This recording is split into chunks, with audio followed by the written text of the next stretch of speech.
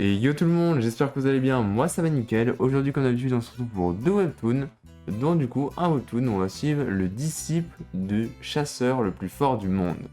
Malheureusement il a un petit défaut et vous allez voir ça tout de suite. Sur ce, générique. WhatsApp les manoirs, on adore ça. J'en parle à mon papa. On ne lit que ça, on vit pour les manoirs. WhatsApp les manoirs. Alors, le disciple le plus fort du monde, on va retrouver ça dans Hunter Academy Strong Battle God. On va suivre l'histoire de Shin Yushun, qui à 5 ans a été abandonné par sa famille, car c'était une honte, il a un pouvoir de rang F, le rang le plus bas, pour faire simple. Mais le roi pugiliste, l'aventurier le plus fort du monde, va se rendre compte qu'il a un pouvoir pas vraiment caché, mais un pouvoir latent. En gros, vu que tous ses méridiens sont bloqués, il n'aura pas de choix de débloquer sa force physique. Notre héros ne va jamais abandonner, et grâce à ça, il va pouvoir développer sa force. C'est expliqué très grossièrement, mais c'est le principe qu'il faut comprendre. Du coup, notre héros a grandi et va rejoindre l'académie des Hunters pour du coup développer son potentiel. Et bien évidemment, vous en doutez, notre héros qui a été élevé par des critères extrêmement exigeants ne peut que être incroyablement fort pour son âge.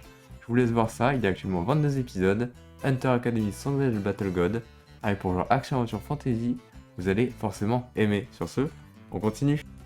Mais une fois n'est pas coutume, comme d'habitude, je vous invite à vous abonner à la chaîne si ce n'est pas encore fait. N'hésitez pas à mettre des commentaires, j'essaierai d'y répondre si possible.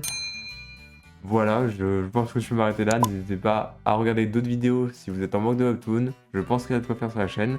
Sur ce, du coup, on continue.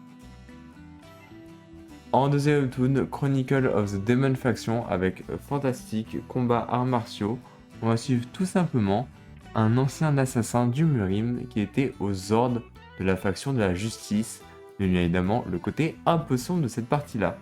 Notre héros était connu comme le plus grand assassin du monde, en gros le voir était égal à la mort, mais du coup bien évidemment il faut se débarrasser du linge sale et va être poursuivi par des milliers de maîtres pour mettre fin à ses jours. Notre héros va malheureusement finir par succomber de ses attaques car il n'est vraiment pas invincible et il va se réveiller dans le corps d'un jeune maître de la faction démoniaque. Il va alors du coup en profiter pour réaliser son rêve de la vie d'avant, vivre peinard. Malheureusement, ça va pas se passer tout à fait comme prévu car entre complot, tentative de meurtre et vengeance, il va être obligé d'augmenter sa force et des événements très intéressants vont se passer. Va-t-il un jour goûter à la liberté ? Ça, il l'espère, mais ce n'est pas le cas pour l'instant. Avec 48 chapitres, vous avez de quoi vraiment apprécier cette série. C'est sur Webtoon si vous cherchez où le lire en plus. Et comme d'habitude, après le deuxième Webtoon, c'est la fin de la vidéo. J'espère que vous l'avez aimé. N'hésitez pas à lire ces deux Webtoons qui m'ont occupé cette semaine, c'est très sympa. Avec 22 chapitres et 48 pour l'un. Vous avez largement de quoi faire. C'était Osnora et je vous dis à la semaine prochaine. Bye. N'hésite pas à t'abonner, je te le demande s'il te plaît, car cela pourrait bien aider. Et n'hésite pas à supporter. Like.